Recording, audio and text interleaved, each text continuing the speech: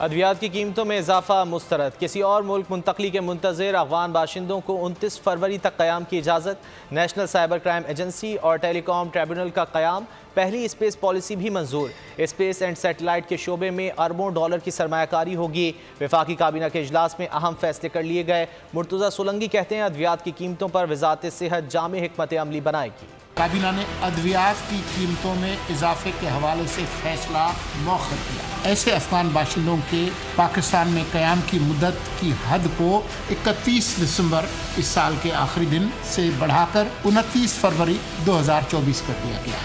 مقررہ تاریخ کے بعد ہر ماہ $100 کے حساب سے ہرجانے کا اطلاق ہوگا، جس کی زیادہ سے زیادہ حد $800 مقرر کی گئی ہے۔ اسپیس ریگولیٹری رجیم کا قیام عمل میں لایا جا رہا ہے، بلکہ اسپارکو میں تحقیق و ترقی کے لیے فنڈز کا انتظام بھی رکھا گیا ہے۔ اس پالیسی کے تحت نہ صرف پاکستان میں بیرونی سرمایہ کاری ہوگی، بلکہ پاکستان سے ان خدمات کے حصول کے لیے معاوضے کی مد میں باہر جانے والا قیمتی زر مبادلہ بھی بچایا جا سکے گا۔ جموں و کشمیر کی حیثیت کے حوالے سے جو فیصلہ آیا ہے، اس فیصلے کو غیر قانونی فیصلہ قرار دے کر مسترد۔ سبسکرائب کریں اور بیل دبائیں تاکہ کوئی خبر رہ نہ جائے۔